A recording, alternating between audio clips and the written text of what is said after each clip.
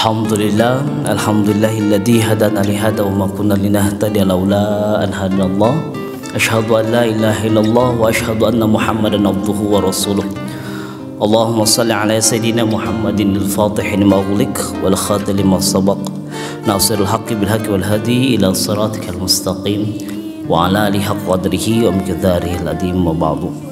A'udzu billahi minasyaitonir rajim. Bismillahirrahmanirrahim. Ila hadratil Mustafa Muhammad sallallahu alaihi wasallam wa azwajihi wa auladihi wa dzurriyyatihi wa ila khususan ila ruhi Muhyiddin Nabi Zakaria Yahya bin Syarifuddin An-Nawawi. Al-Fatihah. A'udzu billahi minasyaitonir rajim. Bismillahirrahmanirrahim. Alhamdulillahi rabbil alamin arrahmanir rahim. مالك يوم الدين إياك نعبد وإياك نستعين اهدنا الصراط المستقيم صراط الذين أنعمت عليهم غير المغضوب عليهم ولا الضالين. وخصوصا إلى شيخ العلامة محمد مصطفى النيمة الأزهري الشافعي. والفاتحة. أعوذ بالله من الشيطان الرجيم. بسم الله الرحمن الرحيم. الحمد لله رب العالمين الرحمن الرحيم مالك يوم الدين إياك نعبد وإياك نستعين اهدنا الصراط المستقيم صراط الذين أنعمت عليهم غير المغضوب عليهم ولا الضالين. آمين. Alhamdulillah, syukurullah subhanahu wa ta'ala. Seiring dengan perjalanan waktu, berguliran masa, Allah terus berikan kesempatan Bapak, kesempatan kepada kita semua hingga pada saat ini Allah masih memberikan napas kepada kita. Sedih sekali Bapak ya, saat kita ternyata bangun itu yang kita hadapi bukan anak dan istri kita yang kita lihat, tapi sedih sekali ternyata yang dilihat adalah malaikat yang bertanya, "Marrabbuka wa man nabiyyuka?" Berarti kita sudah dalam keadaan kematian. Alhamdulillah, syukur sampai saat ini Allah masih memberikan nafas kepada kita semua hingga kenikmatan ini kita bangun bersama-sama. Kenikmatan sholat subuh, apalagi tadi sudah diawali teman-teman dengan sunnah yang memang sunnahnya sangat berharga. Khairum minad dunya wa ma fiha, katanya. Lebih baik daripada dunia dan seisinya. Nah, ini syukur Allah subhanahu wa ta'ala. Namun tidak hanya dilaksanakan, tidak hanya diucapkan secara lisan, tetapi diikuti oleh seluruh jawarih kita semua, diikuti oleh seluruh jawarih kita. Dengan bersyukur Allah subhanahu wa ta'ala, kita menjaga dari semua kesalahan dan kekhilafan, dari semua keburukan-keburukan yang biasanya kita lakukan. Kita jaga itu semua menjadi salah satu ikhtiar syukur kita Allah subhanahu wa ta'ala. Salawat berangkai salam kita curahkan kepada Nabi kita Muhammad sallallahu alaihi wasallam, menjadi panutan kita semua. Bagaimana dalam doa kami, tahta liwa'i Muhammadin yaumal qiyamati sairin. Begitu doa yang diucapkan bahwa nanti ada di akhir di hari akhir itu ada bendera panji Muhammad sallallahu alaihi wasallam memanggil ummati, ummati, ummati, memanggil umatku tahta liwa'i Muhammadin yaumal qiyamati sairin. Siapa yang akan dipanggil dan siapa yang akan datang menghampiri baginda kita Muhammad sallallahu alaihi wasallam? Dialah orang-orang yang selalu bersalawat kepada Nabi. Dialah orang yang selalu mengikhtiarkan ibadah kepada Allah subhanahu wa ta'ala. Ya, akan datang dan dia akan mendapatkan syafaat dari baginda kita Muhammad sallallahu alaihi wasallam. Tidak ada Pak syafaat selain syafaatnya Nabi kita Muhammad sallallahu alaihi wasallam. Ada juga selain itu adalah membaca Quran. Ya, selain Nabi Muhammad ada Iqra'ul Quran fa innahu ya'ti syafi'an li ashabi. Tapi kita perkuat saat ini bahwa memang baginda kita Muhammad sallallahu alaihi wasallam adalah orang yang memang patut menjadi contoh untuk kita semua, karena contoh beliaulah kita bisa merasakan kenikmatan iman dan Islam saat ini. Masyarul muslimin wa zumratul mu'minin rahimakumullah. Mengambil dari sebuah hadis Imam Nawawi yang sudah disyarahkan oleh Syekh A'la Muhammad Al-Mustafa An-Naimah Al-Azhari Asy-Syafi'i, disampaikan al-hadits tsani wal 20 an Abi Abdullah Jabir bin Abdullah Al-Ansari radhiyallahu an anna rajulan sa'ala Rasulullah sallallahu alaihi wasallam faqala ra'aita idza shallaitul maktubat wa sumtu ramadan wa halaltul halal wa haramtul haram wa lam azid ala dzalika syai'a adkhulal jannah qala na'am. Rahul Muslim. Disampaikan dari Abi Abdullah Jabbar bin Abdullah al-Ansar radhiyallahu anhu, anna rajulan, hada rajulun sa'ilun huwa sayyidina Nu'man bin Qawqal. Jadi seorang yang bernama Sayyid An-Nu'man bin Qawqal sa'ala Rasulullah sallallahu alaihi wasallam, bertanya kepada Nabi kita Muhammad sallallahu alaihi wasallam. Apa yang dia tanyakan? Faqala, sahabat Rasul bertanya kepada Rasul, ara'aita, akhbirni, ara'aita, apa pendapatmu? Kalau pengertiannya di sini akhbirni, sampaikanlah kepadaku. Idza shallaitul maktubat, jika aku melaksanakan sholat al-maktubat, berarti sholat fardu yang 5 waktu, ya subuhnya kita laksanakan, ya zuhurnya kita lakukan, ya asarnya kita kerjakan, maghribnya pun dan isyanya tidak lepas dan terus kita laksanakan. Wasumtu Ramadan, dan begitu juga aku berpuasa di bulan Ramadan. Wa ahlaltul halal wa haramtul haram, dan aku menghalalkan memang yang halal dan mengharamkan yang haram. Walam azid ala dzalika syai'a, dan aku belum tidak menambah sesuatu apapun dalam ibadah yang lain. Adkhulal jannah, apakah aku masuk ke dalam surga? Apa jawaban baginda Rasul sallallahu alaihi wasallam? Jawabannya qala na'am, ya, kamu akan masuk surga. Rahul Muslim.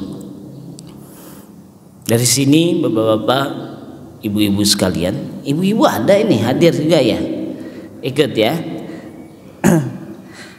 Ibu-ibu, bapak-bapak yang Allah Subhanahu wa taala, bahwa di sini menyampaikan sahabat Nabi kita Muhammad sallallahu alaihi wasallam hanya melakukan ibadah-ibadah yang memang dia sampaikan tadi. Aku hanya mengerjakan sholat yang 5 waktu, tidak sholat sunnah, dia tidak tahajud seperti tadi bapak-bapak laksanakan, tidak juga dia sholat sunnah qobliyah yang biasa tadi dilakukan. Begitu juga qabla zuhur, duhanya, fajarnya, hingga sholat witirnya tidak juga dia laksanakan. Dia hanya mengerjakan sholat fardu yang 5 saja. Begitu juga dia hanya mengerjakan puasa di bulan Ramadan saja, tidak Seninnya, tidak Kamisnya, tidak pula dengan sholat sunnah, sholat puasa sunnah yang lain, tidak. Wa halaltul halal, dan dia menghalalkan yang halal. Wa haramtul haram, dan dia mengharamkan yang haram. Hanya itu saja. Walam azid ala dzalika syai'a, dan dia tidak melakukan ibadah-ibadah sunnah lainnya apapun. Maka disampaikan dari jawaban tersebut, kamu masuk surga. Dari pemahaman di sini, bapak-bapak, ibu-ibu yang kita cintai, bahwa inilah sebuah hukum dalam beribadah, di mana dalam hukum taklifi memang kita harus mengetahui ada yang namanya wajib, ada yang namanya sunnah, ada yang namanya mubah, ada yang namanya makruh, dan begitu pula ada yang namanya haram. Di sini berarti di mana dia hanya mengerjakan apa yang menjadi kewajiban yang dia lakukan. Selama aturan-aturan yang dia laksanakan dia ikuti, menjadi perintahnya yang melekat pada dirinya selaku seorang muslim untuk melaksanakan kewajiban, maka kewajibannya yang harus dia laksanakan. Berarti apa? Selama itu wajib, maka pantang bagi seorang muslim untuk meninggalkannya.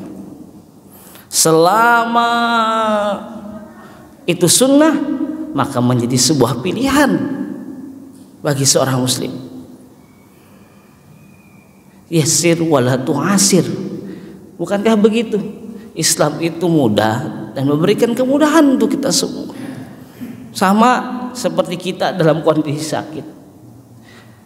Jika tidak mampu berdiri, bukannya jawabannya adalah duduk. Jika tidak mampu duduk, maka jawabannya adalah berbaring. Bahkan jika dalam kondisi terpuruk, sedang hujan yang begitu besar, tidak memiliki kendaraan, maka tidak diwajibkan kita melaksanakan sholat Jumat. Islam itu sangat mudah. Islam itu memberikan kemudahan kepada kita semua. Semua dalam kegiatan keislaman akan memberikan kemudahan kepada kita semua. Makanya Rasul menjawab, iya, Anda layak masuk surga hanya mengerjakan kewajiban-kewajiban yang diperintahkan Allah Subhanahu wa taala.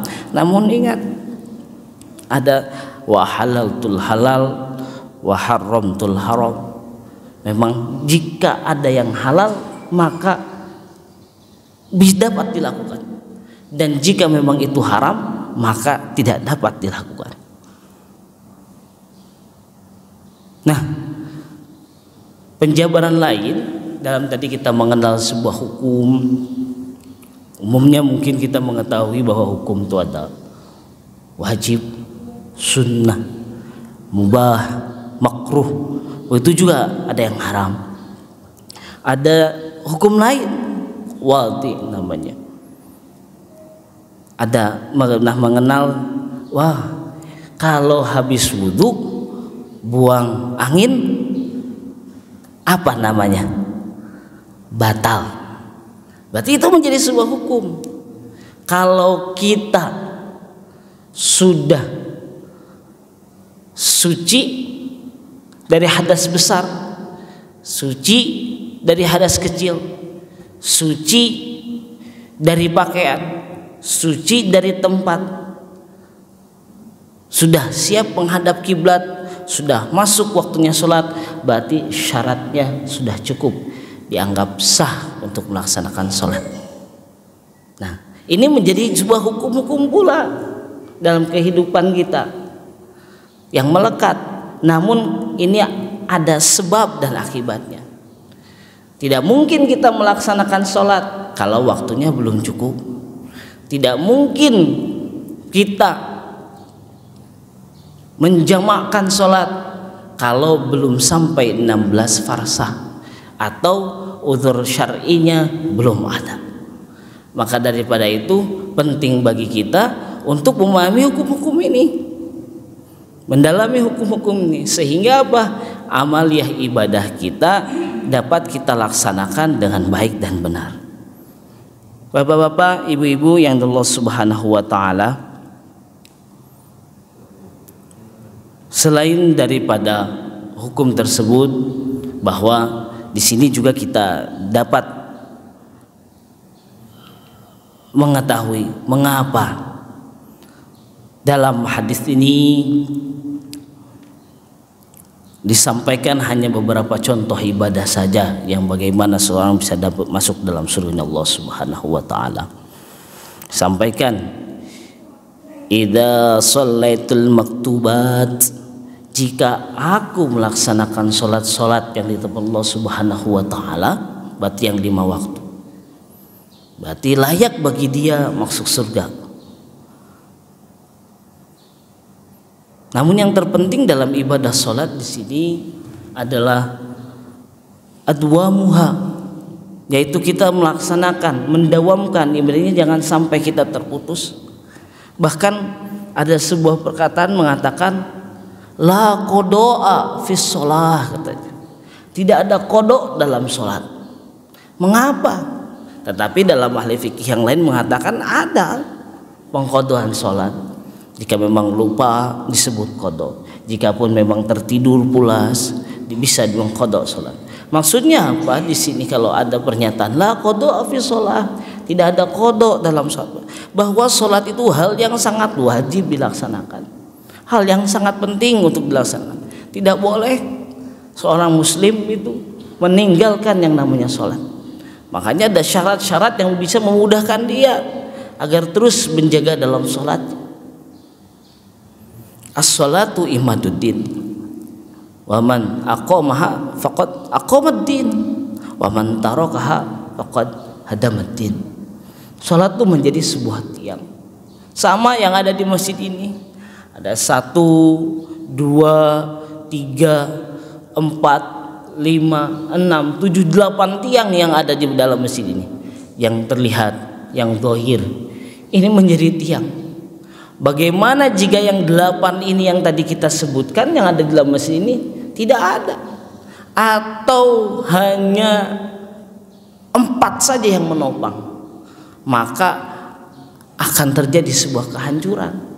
Akan terjadi jika ada goncangan atau gempa di dalamnya, maka mudah untuk roboh. Apalagi tidak ada tiang di dalamnya, tidak ada penyangga, maka tidak akan terbangun dengan maksimal. Sekali dibangun roboh kembali, sekali dihidupkan roboh kembali. Apapun amalan-amalannya, jika tidak dibarengi dengan sholat, abas, akan hilang amalan-amalan tersebut. Maka betul bagi kita adalah as-sholatu imaduddin. Kalau kita memang ingin mendirikan agama, maka dirikanlah dengan sholat. Kalau kita memang berniat menghancurkan agama, tinggalkanlah sholat. Karena menjadi sebuah keharusan bagi seorang muslim untuk terus mengikhtiarkan dalam sholat.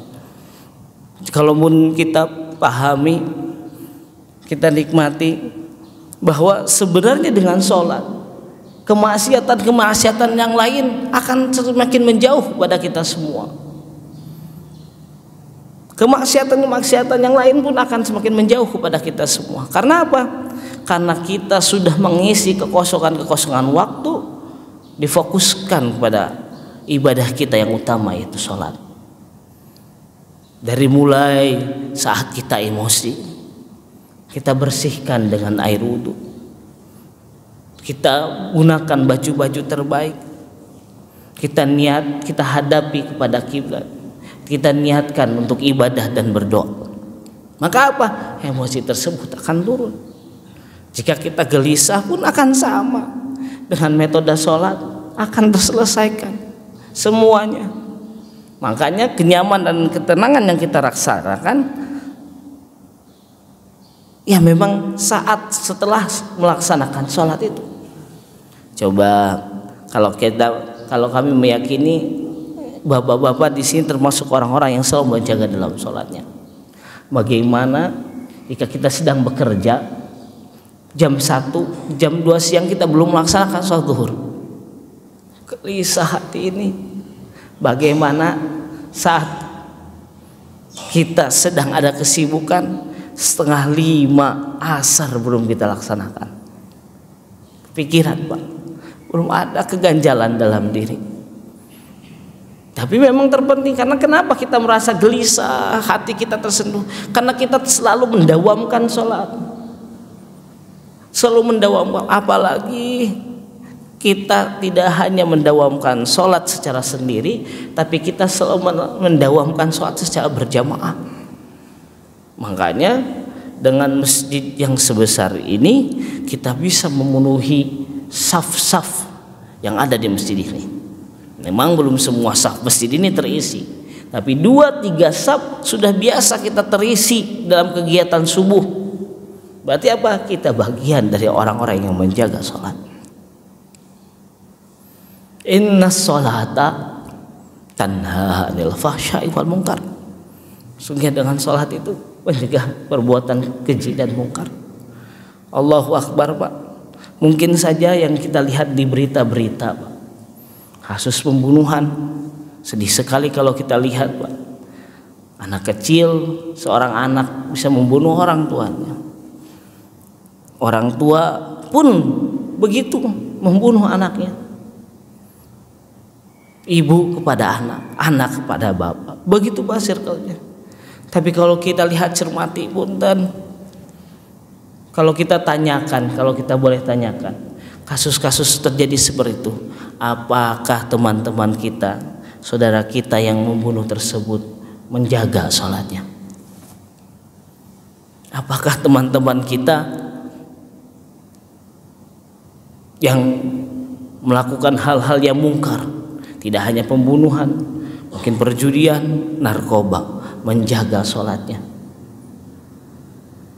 Kemungkinan, Pak, walaupun ia dilaksanakan, mungkin juga tidak didawamkan atau tidak tepat dengan waktunya, ataupun bisa saja tetap dilaksanakan sholat yang lima waktu, tapi apakah sempurna sholatnya? Apakah baik sholatnya? Apakah sholatnya hanya menghilangkan, menyelesaikan atau menggugurkan kewajiban saja, atau bagaimana? Maka daripada itu, mengapa Rasul mengatakan hanya mengerjakan sholat yang lima waktu saja dakhalal jannah? Tetap maksudnya dari sini mafhum mukhalafahnya adalah kita melaksanakan sholat ini dengan sebaik-baiknya. Kita melaksanakan sholat ini dengan sebenar-benarnya. Kita tidak fokus kepada masalah furu'iyah, masalah perbedaan ibadah. Kita tidak fokus ke sana, tapi kita fokus kepada bagaimana mengkhusyukkan sholat kita, bagaimana menempatkan waktu sholat kita, dan bagaimana mengikhtiarkan sholat kita secara berjamaah. Tidak hanya kita, tapi kita lihat bagaimana istri dan anak-anak kita pula. Berikutnya, Pak, wasumtu Ramadan, dan berpuasa di bulan Ramadan.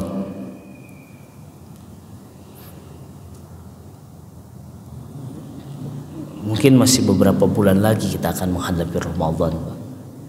Tapi bagaimana kita lihat, Pak, pola dan tingkah laku saudara-saudara kita, seorang muslim di bulan Ramadan. Bagaimana sikap-sikapnya, Pak? Semua kita lihat saudara-saudara kita menjadi tenang, Pak. Karena apa? Karena berpuasa. Bagaimana kekuatan puasa ini adalah salah satu metode yang diterapkan Allah Subhanahu wa taala kepada kita semua.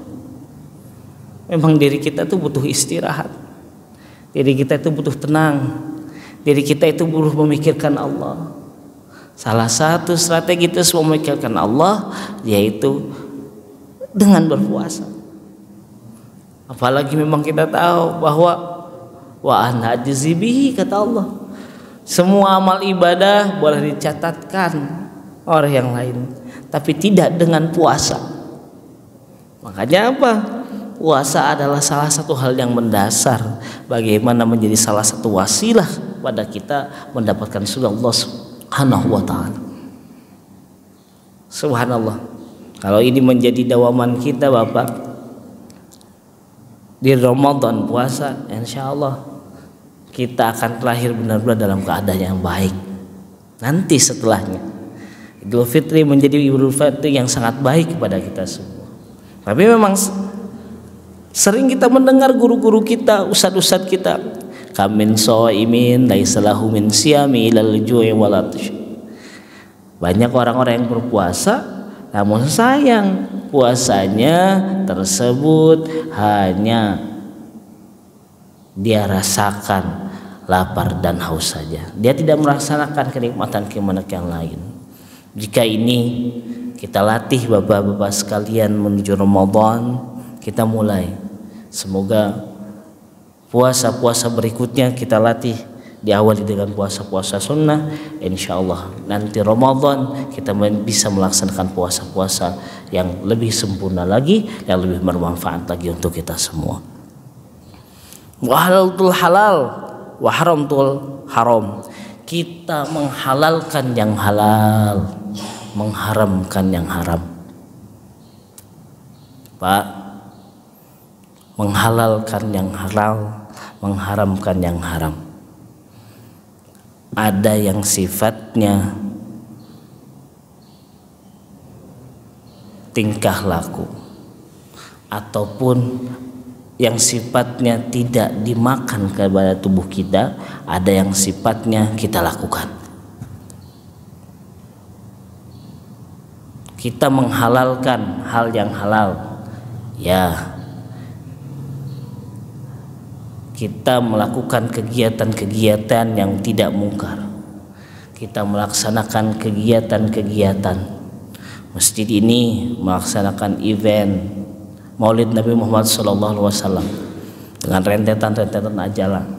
Jika itu bermanfaat, itu halal, baik, maka dilaksanakan. Jadi kita melaksanakan kegiatan-kegiatan yang memang dilarang Allah Subhanahu wa taala. Berjudi, minuman keras, ghibah, namimah, sum'ah, itu hal yang sangat diharamkan. Berarti kita harus ditinggalkan. Ada juga yang sifatnya yang dimakan, halal-halal, rezeki-rezeki yang dimakan kepada kita semua. Ini juga menjadi salah satu hal yang harus kita perhatikan. Kalau dalam hadis arba'in ini ada hadis yang khusus membahas terhadap masalah halal dan haram. An Abi Abdullah Nu'man bin Bashir radhiyallahu anhu qala sami'tu Rasulullah sallallahu alaihi wasallam yaqul innal halala bayyinun wa innal harama bayyinun wa bainahuma umurun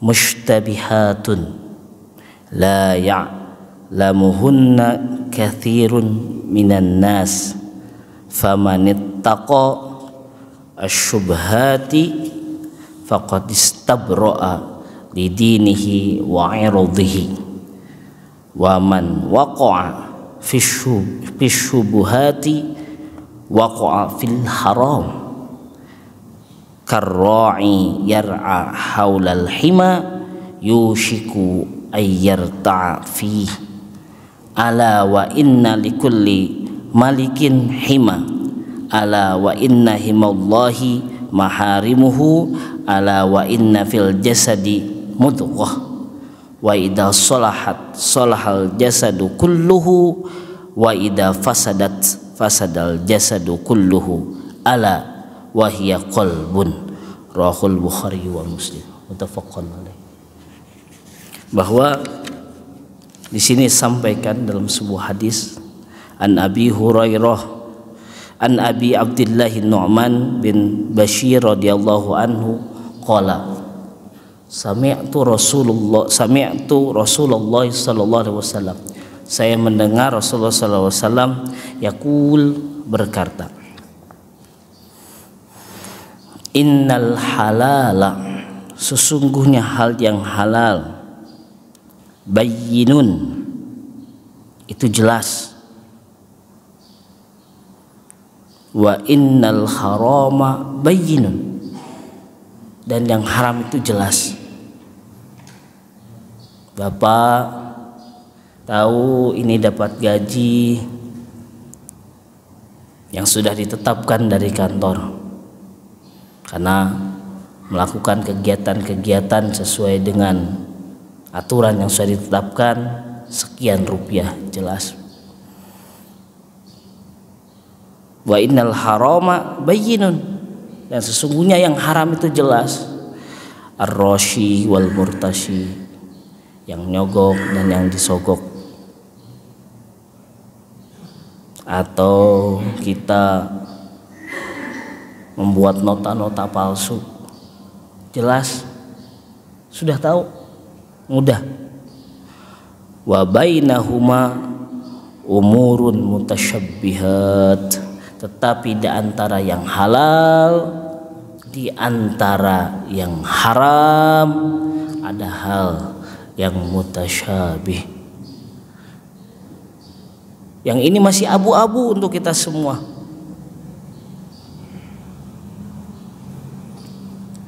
La ya'lamuhunna katsirun minan nas.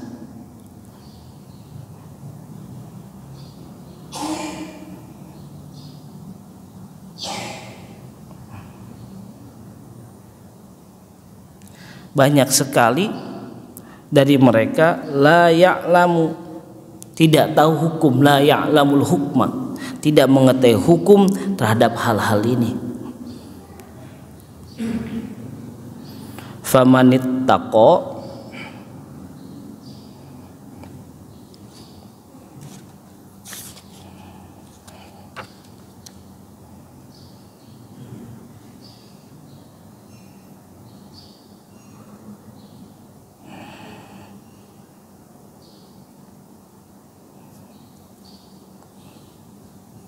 famanittaqa, dan barang siapa yang taroka, yaitu dia meninggalkan asyubuhatu, yaitu perbuatan syubhat ini, faqadistabra'a, maka dia sudah menjaga dirinya, didinihi wa irdihi, untuk dirinya dan yang lainnya.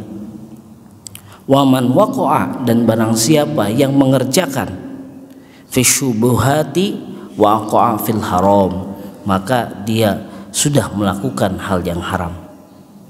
Karra'i, seperti pengembala, yar'a haulal hima, seperti pengembala yang mengembala di antara al-hima. Al-hima itu adalah pagar. Jadi ini kebun berdampingan dengan kebun orang lain. Jika seorang pengembala tersebut menggembala kambingnya hampir selesai, hampir ujung dari kebunnya ini, kebun orang lain, maka ini menjadi amalun mutasyabihat, menjadi perbuatan-perbuatan yang sangat berbahaya, hal-hal yang sangat berbahaya. Yushiku ayyar ta'a fihi, maka dia dekat kepada hal yang haram. Ala, ingatlah, wa inna likulli malikin hima, wa inna likulli malikin hima, ala wa innal himallahi maharimuhu. Ingat, setiap seseorang pengembala itu memiliki wilayahnya masing-masing. Wa ala inna himallahi maharimuhu, dan sesungguhnya batasannya Allah adalah bagaimana Allah memberikan haram kepadanya, kepada hal yang mutasyabih ini. Ala wahia, ala wa inna fil jasadi mudghah. Ingat bahwa dalam diri kita ini, dalam tubuh ini ada mudghah, segumpal daging. Wa idza sholahat sholahal jasadu kulluhu, dan jika kita melakukan hal baik maka jasad ini akan baik. Wa idza fasadat fasadal jasadu kulluh, jika kita melakukan hal yang buruk maka buruk semuanya. Ala wahia qalbun, yang disebut mudghah itu adalah hati. Maksudnya di sini apa? Bahwa memang halal itu sudah jelas, haram pun kita sudah jelas. Maka hal-hal yang abu-abu ini adalah hal yang harus kita perhatikan. Jika sedikit saja yang mutasyabih ini kita makan, masuk ke dalam tubuh kita, maka akan masuk ke dalam diri kita. Tidak hanya kepada diri kita, ternyata kalau diri kita sudah makan makanan yang mutasyabih, maka fasad jasadu kulluh, maka buruk semua badan ini, buruk juga hati ini. Dan sedihnya ternyata tidak hanya kita yang makan, uang yang kita bawa dari kantor, uang yang kita bawa dari luar, tidak semuanya kita makan, Pak. Tidak semuanya kita gunakan. Kita berikan kepada siapa? Kepada istri kita. Kita berikan kepada siapa? Kepada anak kita. Bahkan kita berikan kepada siapa? Orang tua kita. Kita berikan kepada siapa? Kita berikan kepada mertua kita. Bahkan kita berikan kepada orang yang selalu membantu kita. Maka daripada ini sangat hati-hati bagi kita semua bahwa